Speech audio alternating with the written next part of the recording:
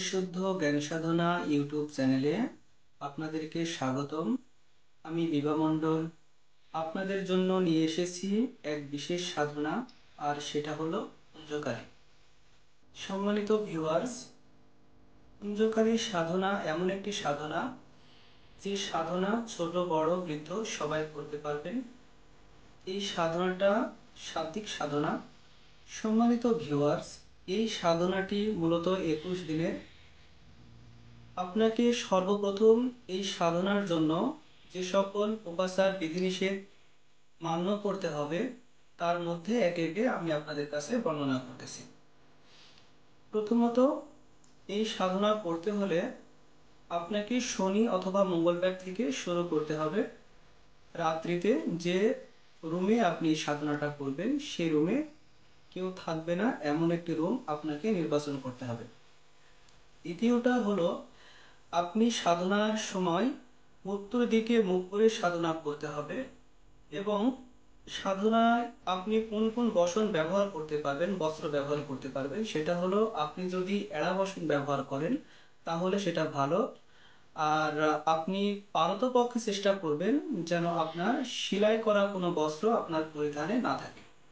সাধনা চলাকালীন নিরামিষ আহার করতে হবে এবং এই সাধনাটি যে মূল মন্ত্র আছে সেই মূল মন্ত্র আপনাকে 2100 বার পড়তে হবে এবং একটানা এটাকে 21 দিন চালিয়ে যেতে হবে। সাধনা চলাকালীন আপনাকে কোনো একদিন মিস্টেক করা যাবে না, তাহলে সাধনা খণ্ডিত হবে। আর সাধনা খণ্ডিত হলে আপনাকে পুনরায় আবার প্রথম থেকে সাধনা শুরু করতে হবে। তো সম্মানিত ভিউয়ার্স, সেই সাধনার যে মূল মন্ত্র সেটা হলো ক্লিং কালি ক্লিং, ক্লিং কালি ক্লিং, ক্লিং কালি ক্লিং। আপনাকে সর্বপ্রথম উত্তর দিকে মুখ করে বসতে হবে এবং একটি পঞ্চাকার আর্ট করতে হবে। 5টা মোমবাতি লাগবে। মোমবাতিগুলো প্রজ্বলিত করে স্ক্রিনে দেওয়া আছে যেভাবে, সেভাবে আপনি এটা করে নিতে পারেন। তারপর ওই মোমবাতির দিকে এক দৃষ্টিতে তাকিয়ে এই মন্ত্র পড়তে হবে। আপনার এই মন্ত্র 2100 বার পাঠ করা হয়ে গেলে আপনি 10 মিনিট চুপ করে বসে থাকুন, যাতে এনার্জিটা আপনার শরীরে বসতে পারে। তারপরে আপনি আপনার আসন থেকে উঠে পড়ুন। তো সম্মানিত ভিউয়ার্স, এই সাধনাটা সম্পন্ন হওয়ার পরে আপনি এই সাধনার মন্ত্রকে কিভাবে আপনি জনকল্যাণের জন্য ব্যবহার করবেন সে বিষয়ে আমি আপনাদেরকে জানাচ্ছি। আপনি যে কোনো প্রয়োজনার্থে এই মন্ত্রটি ক্লিং কালি ক্লিং এটা 21 বার পড়ে আপনি আপনার কাজের জন্য ব্যবহার করতে পারেন। যেমন আপনি মনে করতে পারেন আপনার কোনো একজন পেশেন্ট যার পেটে পীড়া হচ্ছে বা মাথায় পীড়া হচ্ছে, তখন আপনি এই ক্লিং কালি ক্লিং এই মন্ত্রটি 1 গ্লাস পানিতে অভিমন্ত্রিত করে তখন সেই পানিটা তাকে খাওয়াতে পারেন। আপনার প্রোটেকশনের জন্য এই ক্লিং কালি ক্লিং এই মন্ত্রটি 21 বার পড়ে আপনি আপনার শরীরে ফু দিয়ে নিয়ে প্রোটেকশনের জন্য আপনি এটা ব্যবহার করতে পারেন।